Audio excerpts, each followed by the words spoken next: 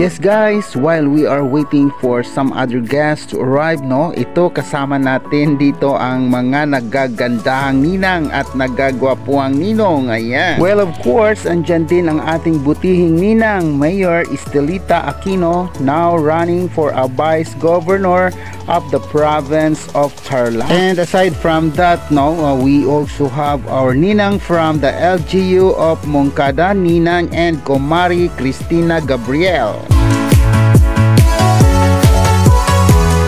Now I spotted here the mother of our bride, Mami and Kumari Iba Dizon with her Miss Universe outlook. Pak na pak. Ayan na rin ang ating mga brides, no, na talagang handa-handa na sa kanilang pagrarampa, no. So while we are waiting, no, so ayan, so kasama natin dyan ang ating mga ninang. Ayan, ang ating ninang, hindi ko kabisado ang pangalan, no.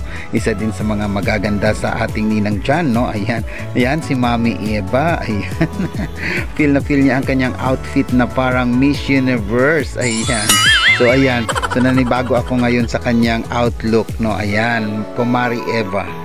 At ang kaganapang ito ay dito lamang yan sa St. Raymond Nonatus Parish Church, Poblacion 4, Moncada, Tarlac. And after the mass wedding, reception follows to Arquez Events Place located at Paniqui, Tarlac.